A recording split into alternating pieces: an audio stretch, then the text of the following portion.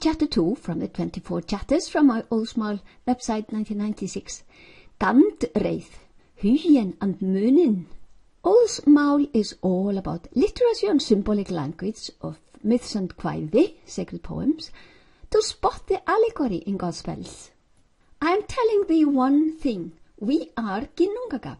We are the great void, the womb of the universe, the fullness, truth, eternity, reality, divinity. Óðin given to Óðin, myself given to myself. Hávamál, gnóð sig áton, know thyself, the real philosophy.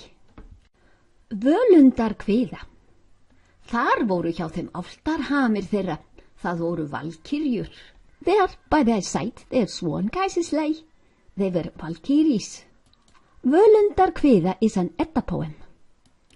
Val is not the fallen, as too often wrongly interpreted.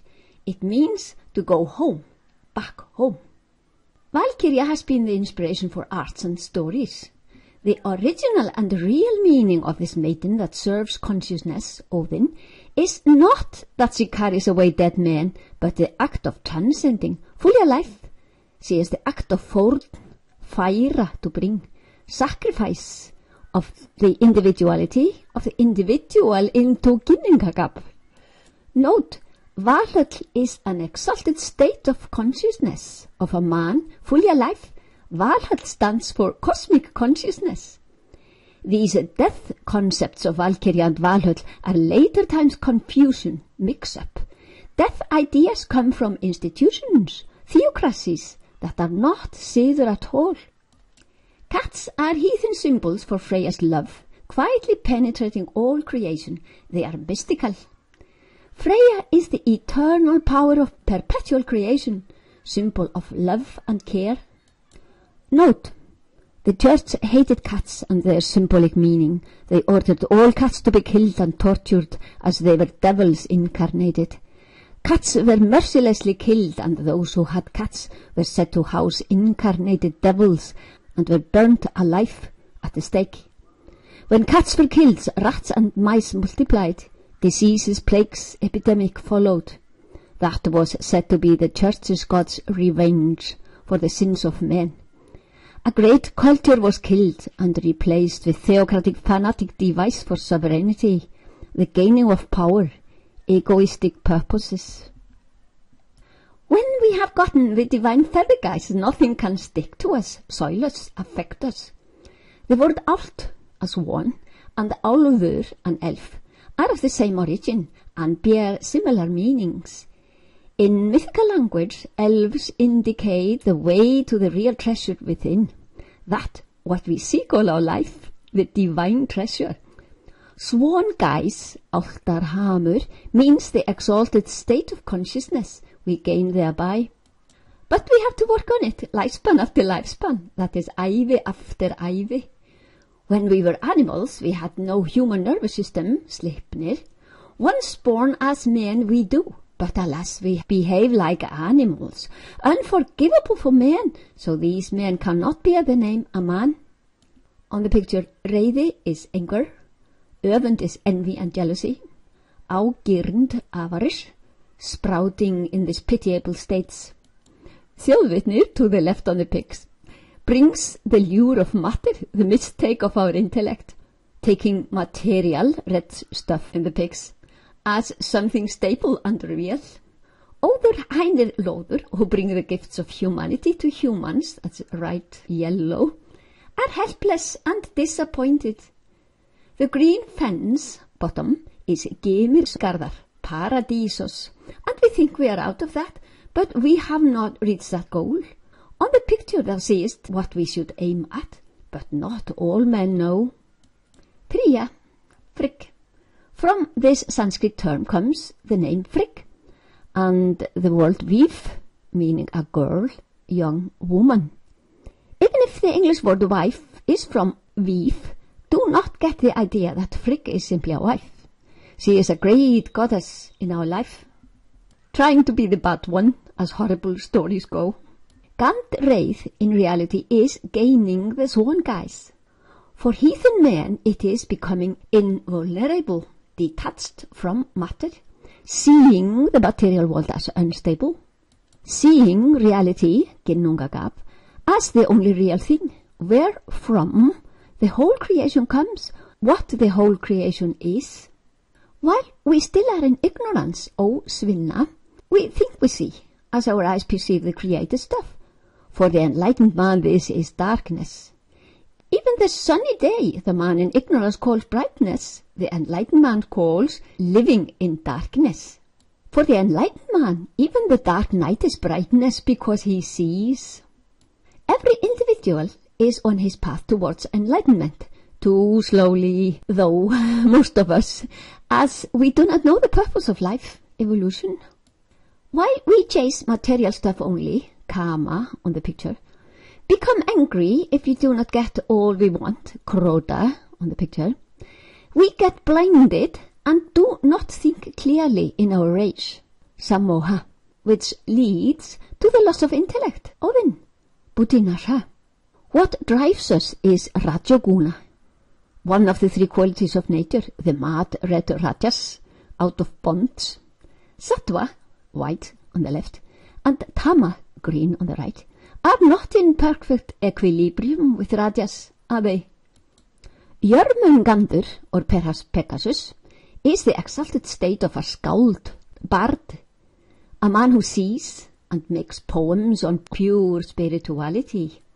Some understand the abyss, but many a man sees words only and has no real understanding of the real meaning they are conveying to us. Jörmungandur is one of three offsprings of Loki as mankind, that's my theory. Hel, Fenrir, Jörmungandur. Grágás actually means a grey goose, is our law book. Law should be on the level of Tyr, divine, in accordance with the laws of nature, which rule the whole universe in perfect order, the constitution of the universe. Unfortunately, man-made laws and man-made constitution have flaws. That happens if the society is on a base level. The only way to remedy this is to heighten the consciousness of the whole nation. This we do by transcending the world of matter. Óðin given to Óðin, myself given to myself. Hávamál, Visa 138 and on. Transcending is the easiest thing if we have the good effortless natural automatic technique. No effort needed. All effort and trying and pushing and even expecting only keeps the mind in the sphere of thinking, that is, spoils. Gandur, as in Gandreið, is gander, goose, a goose-ride in the air when we are pure enough to elevate. Shami has several meanings in Sanskrit, can become hamur in Icelandic. Freyja is the foam, Aphros, like Aphrodite, space-time foam, that is my theory. Freyja owns a feather guise, of course, and she so willingly lends us to us, Loki, and would do so even if it were of silver or of gold. Valkyrja, Yatja, and the spear of knowledge, of divine wisdom. She is the forn, sacrifice of individual existence for a while, fully alive, into the sacred gap. We find glad heimar, and the contact with Brahman, which is joy.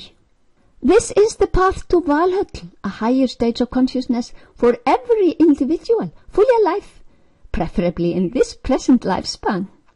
We should know, we should be taught in schools and at home. Muni, Muninn, Yogin, Huginn. Thou shouldst be very careful about one thing. It is not enough to refuse the material world. It's not enough to make a mood of being non-dependent on matter and circumstances. The only true way is to become exalted as to see, really see, that nature is unreal, that we are reality, that there are no bonds between the created world and its origin, and that attachment, therefore, is sheer ignorance, ósvinna. When we start to see this, then we are Sága, the seeress in Valhöll. The guys might not be all too beautiful, but the soul of the enlightened man is pure. Huginn and Muninn fly free in the sky of consciousness. As Óðin takes care of them, us, when we are Yogin and Muni in his palace Valhöll, fully alive and free from the bonds of matter. We are now ridding ourselves of the bonds of matter. We live as aloof from the material world, even if we work and have ambitions, perform, enjoy, and feel. Only we take delight in the life as we were becoming detached from the binding influences of the objects of the senses, the created world, and we care for all our fellow men, and want to teach them about the path into our divine essence. Álfa drottning er að beisla Gandin, the queen of elves, on her vehicle. That is her Gandreið, perhaps the same as Sleipnir, our nervous system. Yes, because to transcend we use our nervous system, Sleipnir. Elves are the channels inwards. Elf stories are many in Iceland, and elves are in us as channels, rivers, into the most precious treasure within, Álfafjársjóðurinn. This knowledge irritated the theocratic institution, so men there tried to let us fear the elves. But we love them. These graceful birds are heathen symbols for an individual, a pure man, having gained the divine attribute of rising above the bonds of material life. We wear Freyja's feather guise in the sky of consciousness, Glaðheimar.